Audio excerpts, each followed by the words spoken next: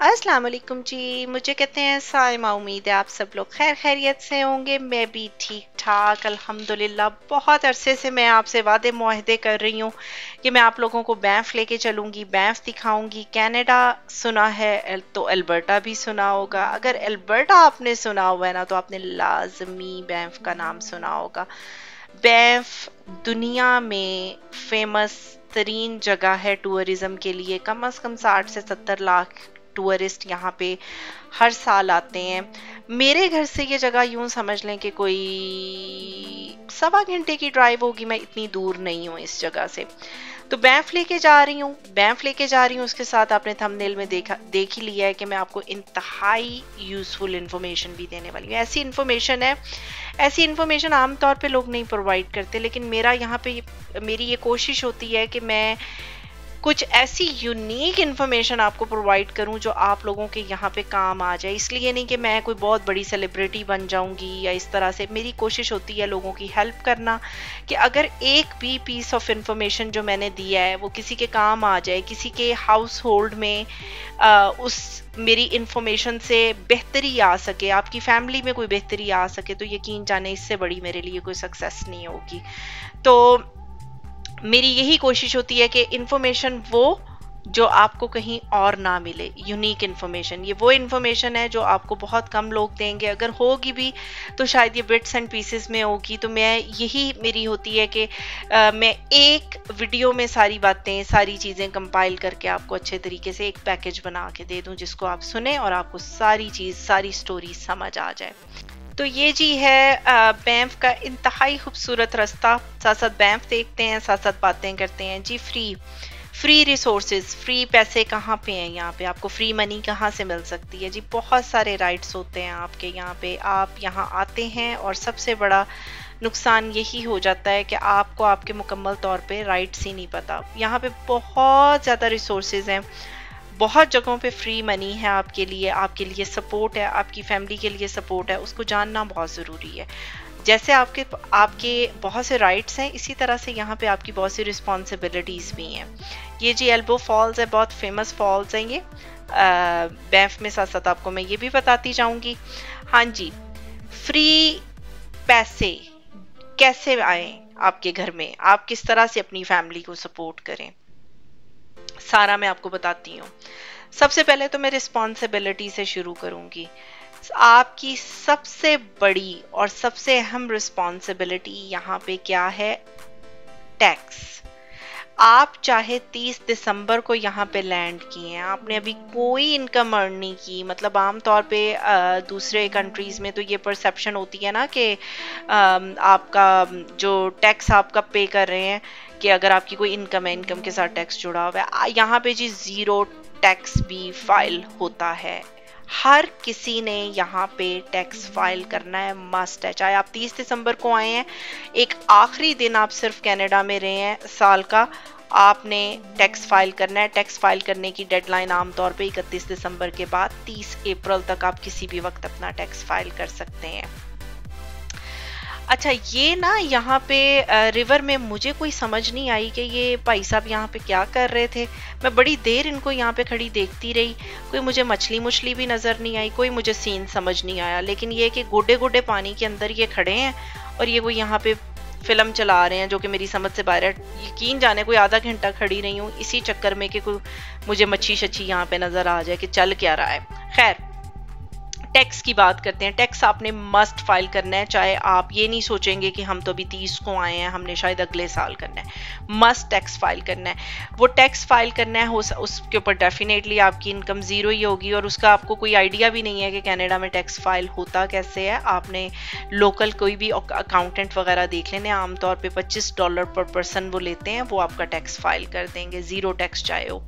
अब वो टैक्स आपका जो है ना, वो इतना कोई अहम डॉक्यूमेंट है ना जो आपने फाइल किया है, क्योंकि उसी डॉक्यूमेंट ने अब आप यूं समझ लें कि वो एक छत्ता है शहद का, और सारा जो मनी है ना, जो सारा पैसा है, मक्खियाँ शक्खियाँ, वो चल के उसकी तरफ आनी है। वो टैक्स को आप यूं समझ लें, वो डॉक्यूमेंट आपके लिए बड़ा इंपॉर्टेंट है।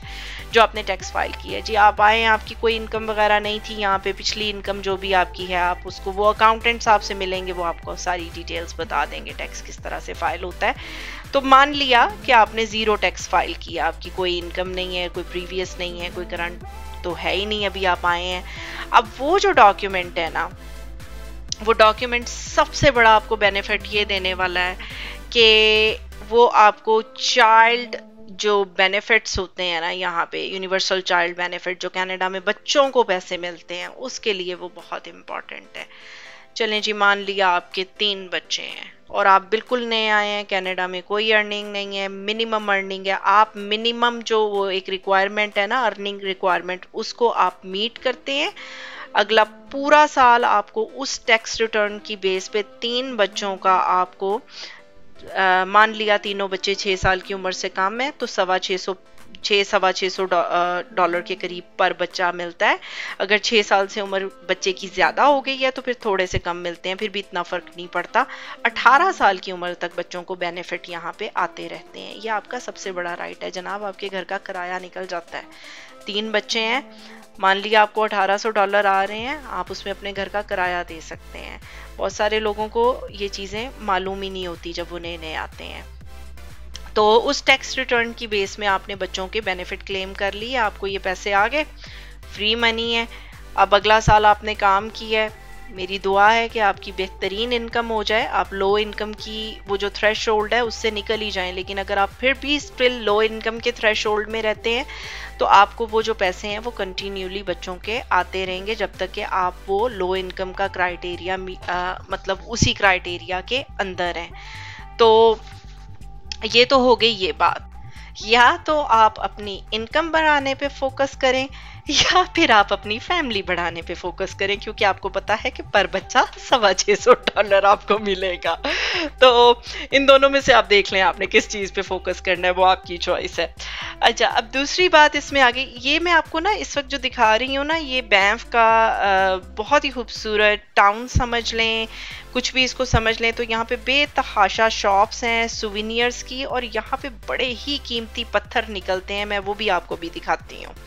अच्छा, अब वही जो टैक्स रिटर्न है ना, मैंने कहा ना वो टैक्स रिटर्न बहुत सारे बेनिफिट्स खींच के लाएगी। वो एक डॉक्यूमेंट इंतहाई काम का है जो आपने फाइलिंग की है, और टैक्स फाइल ना करना बहुत सीरियस ऑफेंस है, चॉइस नहीं है। You must have to file the tax in Canada. There's no choice, no other way. April 30th is the deadline to file the tax. और यहाँ पे टैक्स ईयर जो है वो जनवरी 1 से दिसंबर 31 होता है, उसके बाद आपको 4 महीने का टाइम होता है कि 30 अप्रैल इज द डेडलाइन। तो अच्छा, अब आप चले दूसरे बेनिफिट्स की तरफ। रिक्रिएशन बेनिफिट्स बहुत ज़्यादा होते हैं, मतलब आपको बहुत सारी फैसिलिटीज़ में फ्री एक्सेस हो जाती है इसके थ्रू। एक प्रोग्राम है, उसको कहते हैं फेयर एंट्री प्रोग्राम, आप उसको देख लीजिएगा, गूगल कर लीजिएगा। आमतौर पे ये सारे बेनिफिट्स ना प्रोविंस टू प्रोविंस बहुत मिलते जुलते होते हैं। जैसे मैं अल्बर्टा से बोल रही हूँ, लेकिन बाकी प्रोविंसेस में भी इस तरह के या इससे मिलते जुलते प्रोग्राम्स मौजूद हैं। ये फेयर एंट्री प्रोग्राम आपको बहुत सारी चीज़ों की एक्सेस देता है। जैसे रिक्रिएशन सेंटर्स में आपने जाना है, कोई बच्चों ने स्विमिंग करनी है, वो लो इनकम में आपको सब्सिडाइज्ड मिल जाएगी, सस्ते में आपको स्विमिंग प्रोग्राम्स मिल जाएंगे। कोई जू वगैरह जाना है, एक पास मिल जाएगा, सस्ती टिकट्स मिल जाएंगी। इसी तरह से यहाँ पे कोई पार्क्स वगैरह हैं फेमस, जैसे कि मैं बैंफ में आई हूँ, इस बैंफ में एंट्री की आमतौर पे $20 टिकट होती है। लेकिन अगर कोई किसी के पास वो वाला एक्सेस कार्ड है ना, लो इनकम वाला, फेयर एंट्री प्रोग्राम के थ्रू आपने ये गूगल करना है और उनको जाके मिल लेना है। वो जो आपसे पेपर वर्क मांगेंगे, आपका टैक्स रिटर्न तो वो सबसे पहले मांगते हैं, वो सारी चीज़ें आपने देनी है। जो आपने टैक्स वगैरह फाइल किया है तो वो आपको कार्ड्स बना के दे देते हैं, जिससे आपको बहुत सारी चीज़ों की फ्री एक्सेस हो जाती है। तो ये सारे फ्री रिसोर्सेज हैं जो आपके लिए हर तरफ हैं, और अगर आपको इनका नॉलेज नहीं है, आप इनको अवेल नहीं कर सकेंगे। चाइल्ड बेनिफिट सबसे बड़ा बेनिफिट है। अच्छा, अब इससे आगे आपने रोज कहीं जॉब पे जाना है या जॉब की तलाश में जाना है, आपने घर से निकलना है, ग्रोसरी करने निकलना है, आपने अभी कोई गाड़ी वाड़ी नहीं ली है, तो आप क्या है सब्सिडाइज्ड बस पासेस भी ले सकते हैं बहुत सस्ते में। जितनी आपकी लो इनकम है उतना ही आपको सस्ता जो है वो पास मिल जाता है। तो ये सारे बेनिफिट्स के लिए वो आपका टैक्स जो आपने फाइल किया है वो डॉक्यूमेंट देखेंगे, उसके साथ बाकी डॉक्यूमेंट्स देखेंगे। इसके अलावा जी बहुत ज़रूरी बात, इंतहाई अहम बात, कि आप जो है ना सब्सिडाइज्ड होम के लिए भी अप्लाई कर सकते हैं, सस्ते घरों के लिए। फ़र्ज़ करें आम में किराया इस वक्त जो जा रहा है वो $2000 के करीब आप लगा लें, फ़र्ज़ करें एक अपार्टमेंट का किराया इस वक्त। तो ये जो सब्सिडाइज्ड होते हैं ना अपार्टमेंट या फिर घर, इनको कम्युनिटी होम्स भी कहा जाता है, इन्हें सब्सिडाइज्ड होम भी कहा जाता है, इनको लो इनकम होम भी कहा जाता है। इनके लिए बहुत सारी टर्म्स हैं। मैं ये सारी टर्म्स आपको इसलिए बता रही हूँ कि मुझे नहीं पता कि आप कनाडा के किस प्रोविंस में लैंड करेंगे। आप एल्बर्टा में लैंड कर रहे हैं, ओंटारियो में आ रहे हैं, ताकि आप ये सारी टर्म्स आपके ज़हन में रहें, आप उसके मुताबिक गूगल करके जो भी आपके नियर ऑफिस है आप वहाँ पे जाके मिल सकें या ऑनलाइन अप्लाई कर सकें, आप उन्हें कॉल कर सकें और सारी इन्फॉर्मेशन ले सकें। तो आप सब्सिडाइज्ड होम्स के लिए ज़रूर अप्लाई करें कि वो आपके एसेट्स वगैरह भी देखते हैं कि आपके पास कोई गाड़ी है तो कौन सी गाड़ी है, वो सारी चीज़ें, वो सारा पूरा असेसमेंट करते हैं। उस असेसमेंट के मुताबिक वो जो है ना वो गारंटी नहीं होती कि आपको एक सस्ता घर राइट अवे मिल जाएगा किराए पे। अगर आमतौर पे किराया फ़र्ज़ करें 2000 जा रहा है तो शायद सब्सिडाइज्ड में आपको बहुत ज़्यादा रिलीफ मिल जाता है। शायद आपको वही घर जो है वो $1200-1300 किराया देना पड़े या इससे भी कम देना पड़े। वो आपकी इनकम के मुताबिक है कि आपकी टैक्स रिटर्न क्या शो कर रही है उसके मुताबिक। लेकिन उसका वेटिंग टाइम काफ़ी ज़्यादा होता है। लाइक आपने अगर आज अप्लाई किया है तो उसमें कुछ महीनों लग सकते हैं, क्योंकि हाउसिंग का इस वक्त खासा जो है वो हाउसिंग क्राइसिस चल रहा है, किराए बहुत ज़्यादा हैं। तो हाउसिंग जो डिमांड है ना वो यहाँ पे इस वक्त कनाडा में बहुत ज़्यादा है, उस वजह से थोड़ा सा वेटिंग पीरियड उसका ज़्यादा है। लेकिन अपनी ऑप्शंस को ज़रूर ज़हन में रखें, चीज़ों के लिए अप्लाई ज़रूर करें। आप आएँ ये सब कुछ अप्लाई करके बैठ जाएं, मतलब जहाँ जहाँ आप बेनिफिट जो जो अवेल कर सकते हैं, जहाँ से आप फ्री एजुकेशन ले सकते हैं। सेंटर फॉर न्यू कमर्स मैंने अपनी एक से ज़्यादा वीडियोस में बताया, उनको ज़रूर कांटेक्ट करें, क्योंकि वो आपको एजुकेशन की तरफ और आपकी ग्रूमिंग की तरफ आपका फोकस करते हैं कि आपको जल्दी से जल्दी इस काबिल आप हों कि आपको जॉब मिल सके। तो ये सारी आप चीज़ें करें। और जॉब हासिल करने के लिए यहाँ पे वॉलंटियर वर्क बहुत ज़्यादा ज़रूरी है। अपने कनेक्शंस बनाएं। वॉलंटियर अगेन वही बात आ गई कि आपने वॉलंटियर सुबह के 8 बजे से लेके शाम 4 बजे तक नहीं करना। अगर आप वीक में कहीं जाके 2-3 घंटे का भी वॉलंटियर कर रहे हैं, आपके थोड़े बहुत कनेक्शन बनना शुरू हो जाते हैं, आपकी नेटवर्किंग शुरू हो जाती है। तो इसके अलावा ये है कि जॉब के लिए आप हेड हंटर्स को कांटेक्ट ज़रूर करें। रिक्रूटर्स होते हैं यहाँ पे, बहुत सारी जॉब्स रिक्रूटर्स के थ्रू होती हैं, चाहे परमानेंट फुल टाइम जॉब हो या छोटे छोटे कॉन्ट्रैक्ट हो। छोटे छोटे कॉन्ट्रैक्ट हो तो वो भी बेहतर है, क्योंकि आपका रिज्यूमे आहिस्ता आहिस्ता बिल्ड होना शुरू हो जाता है, कैनेडियन एक्सपीरियंस आपके रिज्यूमे के ऊपर आना शुरू हो जाता है। तो वो हेड हंटर्स या रिक्रूटर्स वो आप फाइंड कर सकते हैं, गूगल कर सकते हैं कि आपके रीजन में कौन से रिक्रूटर्स हैं, कौन से हेड हंटर्स हैं।